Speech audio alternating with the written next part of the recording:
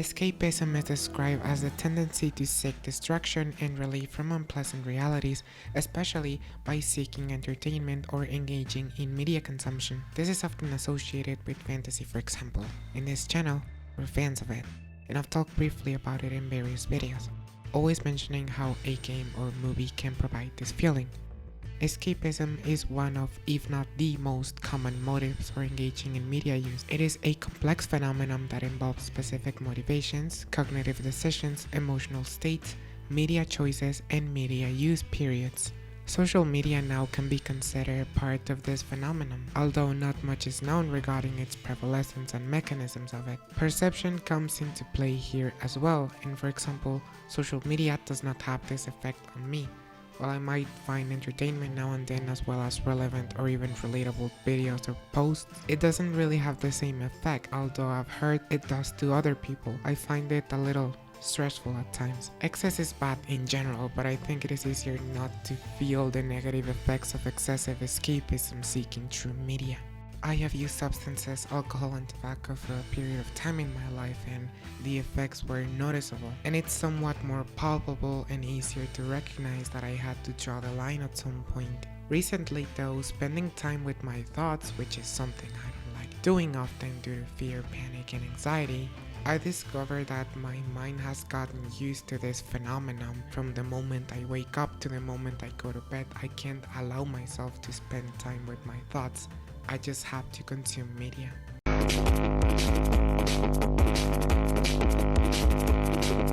When we pick media, we choose from two different but very relevant poles: entertainment or emotional impact.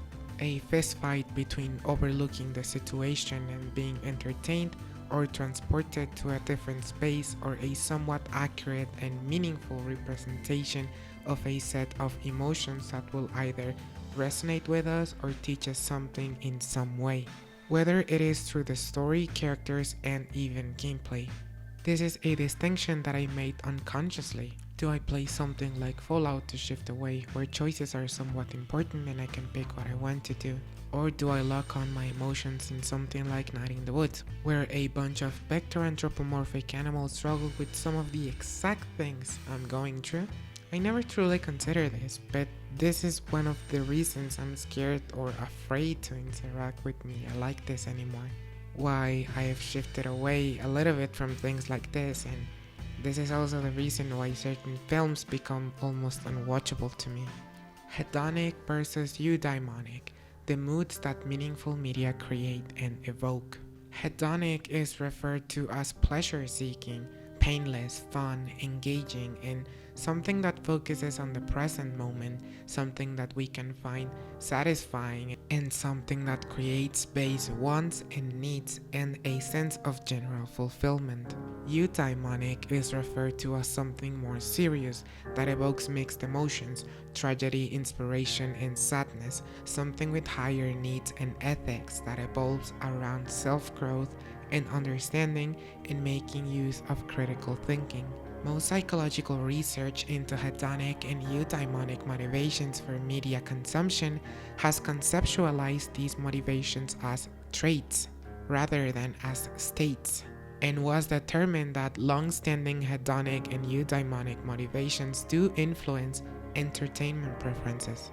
Hedonic well-being can be effective in the short term, providing a peak moment of happiness as well as maximizing personal enjoyment, positive emotions, and well-being, while eudaimonic well-being can be sustainable on a long-term basis and produce deeper happiness, a purpose beyond the self, understanding, and potential effort into meaning.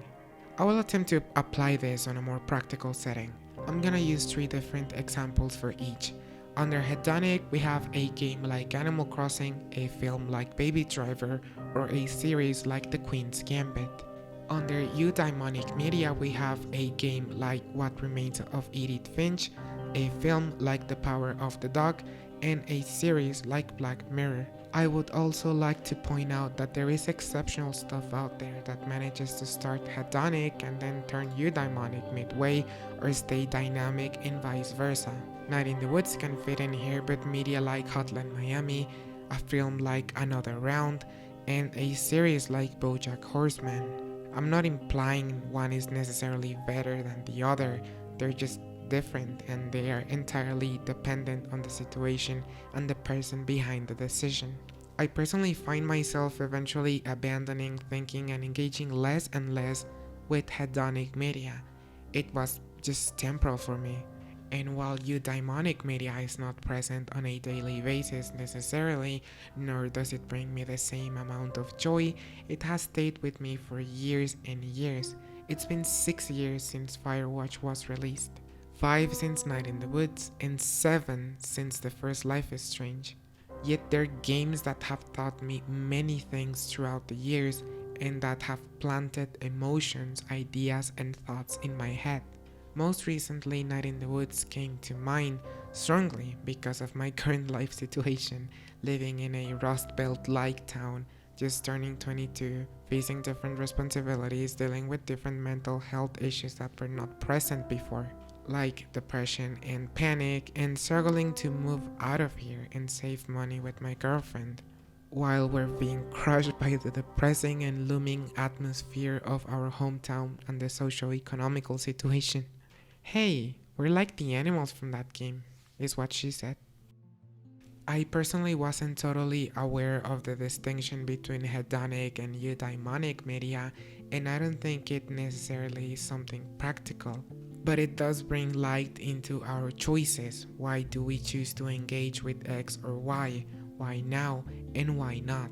Especially in a world where we are not short on options. My best friend was telling me a while ago that he wanted to play Disco Elysium. He knows it's good, but he's also not prepared to play it. On the contrary, I was telling him why Apex Legends just doesn't click with me. The distinction is not practical because we do it without even thinking about it.